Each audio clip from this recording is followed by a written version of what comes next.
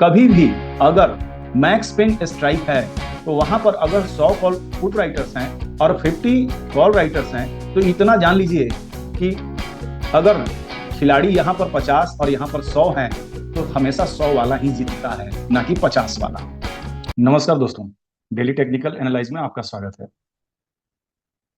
अभी हम मार्केट को कैसे देख रहे हैं, तो देखिए, सबसे पहली बात है कि हमें 2 दिन सेलिंग देखने को मिला, लेकिन सेलिंग में आप अगर यहाँ गौर करेंगे तो यहाँ पर बहुत अच्छी खासी रिकवरी के साथ मार्केट क्लोज हुई। यानी कि मार्केट में अगर देखा जाए तो एक तरफ डाउन ट्रेंड यानी कि सेलर एक्टिव हैं, लेकिन जस्ट वही जो है कि बायर्स एक्टिव हैं, यानी कि इस प्राइस को नहीं नीचे आने देना चाह रहा है। और इसका बात यह हुआ कि ओवरऑल आज मार्केट थोड़ा गैप अप ओपन के साथ जो है आफ्टर ऑल ग्रीन क्लोज हुई। लेकिन यहां भी आप देखेंगे तो जितना बायर्स का स्ट्रेंथ है उतना ही यहां पर सेलिंग प्रेशर भी है, यानी कि सेलर स्ट्रेंथ भी है, यानी कि buyers strength and seller strength. यानी कि कहीं ना कहीं अगर देखा जाए तो अभी इस वक्त जिस तरह से बाजार बिहेव कर रही है, यानी कि न्यू हाई लगाने के बाद वहां सेलर एक्टिव हो रहे हैं, या फिर आप यह भी बोल सकते हैं कि सेलर यहां अपना प्रॉफिट बुक कर रहे हैं। दोनों बातें सही हो सकती है। तो अभी क्या है कि मार्केट में हम वन साइडेड डायरेक्शन के लिए कोई ट्रेड, पोजिशनल या कुछ ऐसा इंडेक्स में नहीं कर सकते हैं। बहुत दिनों से ये बात चल रही है कि हमारा बजट आने वाला है और बजट पर बहुत सारी चीजें आने वाली हैं। अभी क्या है कि हम 15 मिनट्स, 10 मिनट्स और ऑप्शन चेन में ट्रैक करेंगे कि क्या मार्केट में इसी तरह की पॉजिटिविटी है और मार्केट क्या 25,000 तक जा सकता है, या फिर यहां अगर बायर्स उतना एक्टिव नहीं है तो क्या ये प्राइस नीचे गिर सकती है। हम थोड़ा इसको डेटा में भी टटोलने की कोशिश करेंगे। तो चलिए हम सबसे पहले ऑप्शन चेन देखते हैं।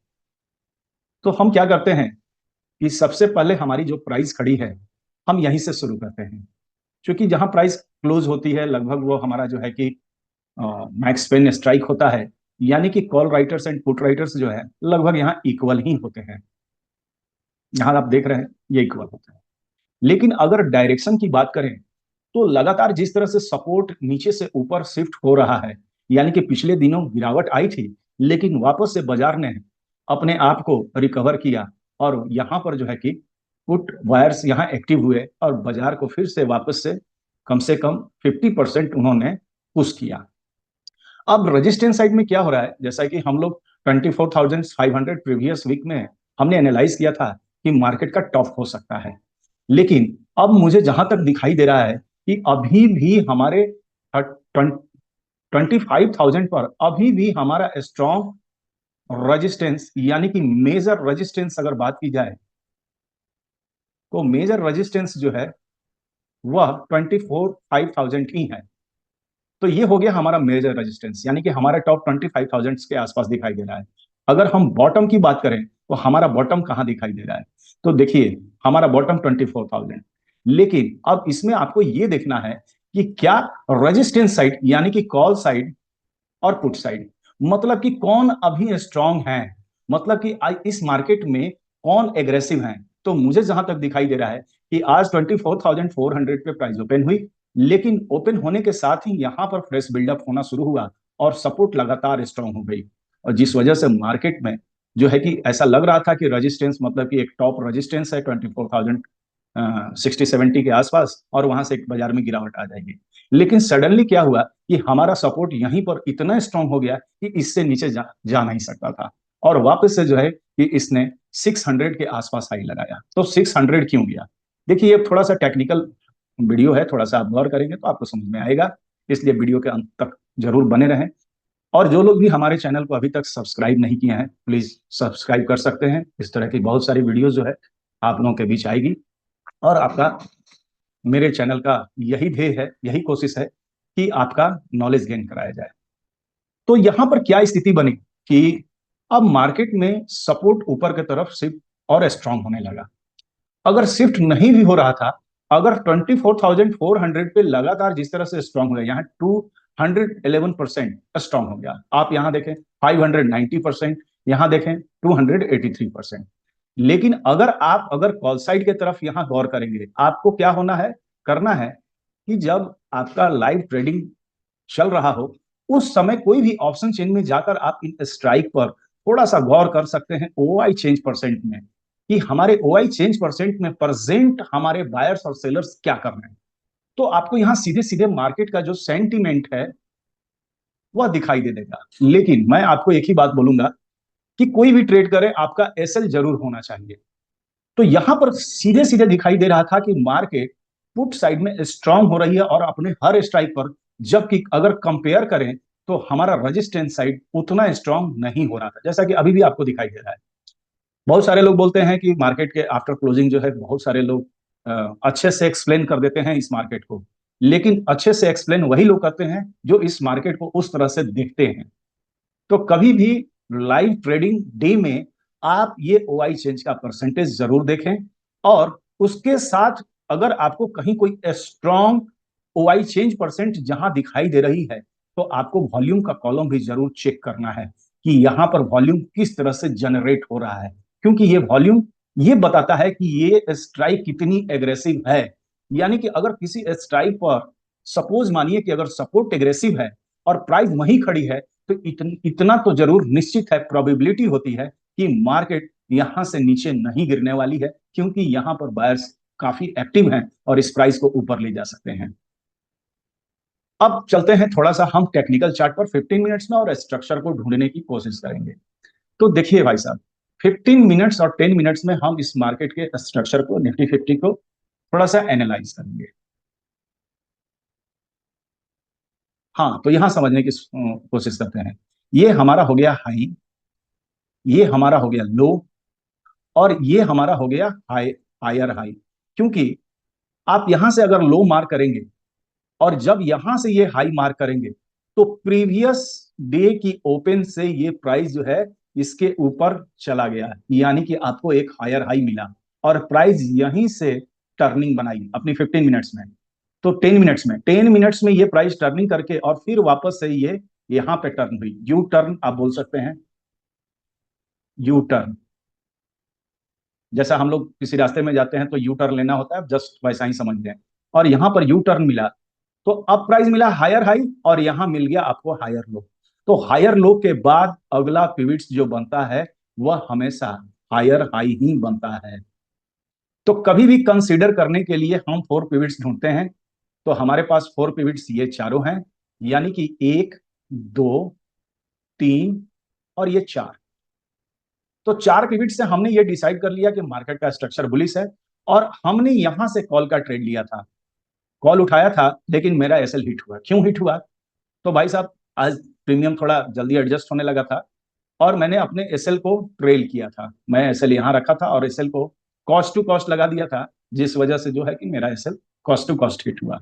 और उसके बाद सडनली देखिए ये प्राइस कहां नहीं थी। बहुत सारे मित्र हैं, मैं अपने मित्रों को एक लेवल दिया था कल, वो केवल मेरे मित्र हैं, लेकिन वो अपने रिस्क पर अपना ट्रेड करते हैं। और वो जो भी मैंने लेवल दिया था पहले, वो लोग रिसर्च करते हैं खुद से, उसके बाद वो ट्रेड करते हैं, इसलिए कि मेरे चैनल की कोई जिम्मेदारी नहीं होती है। तो देखिए, यहां पर जब आप स्ट्रक्चर को ढूंढ लिए, और यहां पर एक और चीज आप ढूंढ लिए कि आपको ऑप्शन चेंज जो है वहां पर वॉल्यूम भी लगातार जनरेट हो रहा है, फिर ओआई चेंज परसेंट भी आप यहां देखेंगे तो लगातार इंक्रीज कर रहा है। तो हम क्यों ना यहां सपोर्ट से ट्रेड लें, क्योंकि मार्केट तो एकदम जस्ट बॉटम यानी कि सपोर्ट पर ही खड़ी थी। तो इसलिए मैं इसको थोड़ा सा डिटेल में दिखाया कि आप जाकर ऑप्शन चेंज कभी भी ट्रेड करने से पहले ओआई चेंज परसेंट, वॉल्यूम और ओआई की स्थिति को जरूर देखें।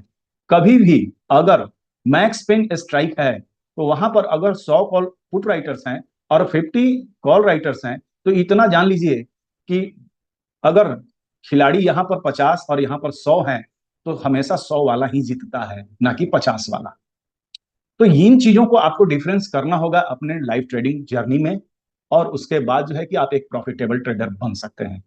अब जैसा कि इस मार्केट में हमेशा एक सेलिंग आ रहा है, तो मार्केट में उस तरह का गुड स्ट्रेंथ नहीं है, इसलिए बच बचाकर ट्रेड करें और अपने लॉस को मिनिमाइज करें, ताकि आप इस मार्केट में ट्रेड कर सके। हमेशा कोशिश करें कि आप वन लॉट से ही ट्रेड करें, और अपना एसएल डिसाइड करें, और मैक्सिमम 2 टाइम्स ही ट्रेड करे।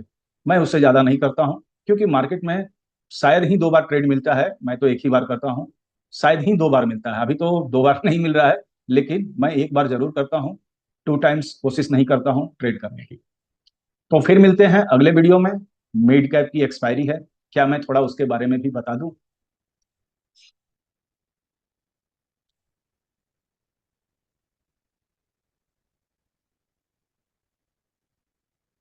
तो मिड कैप की एक्सपायरी जो है कि मंडे को होने वाली है। और मिड कैप में भी आपको यहाँ एक दिखाई दे रहा होगा कि जब भी प्राइस में गिरावट आ रही है और यहाँ पर बायर्स जो हैं उसी तरह से एक्टिव हो रहे हैं और यहाँ से प्राइस को ये वापस लेके जा रहे हैं। यानी कि कुल मिला जुला कर देखा जाए तो सेलर्स एंड बायर्स के बीच हमारे मार्केट में हर जगह लड़ाई चल रही है। क्योंकि एक और बात है कि प्राइस जो है एक्सटेंडेड मूव कर चुकी है, यानी कि प्राइस महंगी हो गई है। तो मैं यही चाहता हूं कि प्राइस में एक अच्छा गिरावट हो और उसके बाद अच्छा से इसमें स्ट्रेंथ मिलेगा और प्राइस ऊपर जाए। तो देखिए, अगर यहां पर बायर्स का स्ट्रेंथ उतना स्ट्रांग नहीं होता है तो आने वाले समय में यह बाजार गिर सकती है।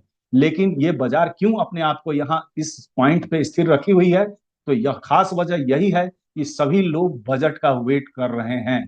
अगर बजट का अनाउंस और सारी चीजें क्लियर हो जाएंगी उसके बाद ये मार्केट जो है कोई डायरेक्शन जरूर लेगा। लेकिन इतना जान लीजिए कि अगर अगर ये डायरेक्शन अगर मार्केट ले रही है तो ये कभी भी अच्छा होता है। यानी कि रिट्रेसमेंट, प्राइस जो है कि जा रही है, बस ऐसे जा रही है, ऐसे जा रही है, ये कभी भी अच्छा नहीं होता है। यानी कि इस तरह का रिट्रेसमेंट लेकर अगर प्राइस चल रही है तो बहुत ही अच्छा है। क्योंकि यहां पर मार्केट ऊपर जा रही है जरूर, लेकिन इस मार्केट में उस तरह का स्ट्रेंथ नहीं है। यानी कि इस मार्केट में बायर्स स्ट्रेंथ नहीं है और ना ही सेलर्स स्ट्रेंथ है। यानी कि मार्केट में समझ लीजिए कि novice sellers and novice buyers के द्वारा इस प्राइस को चलाया जा रहा है।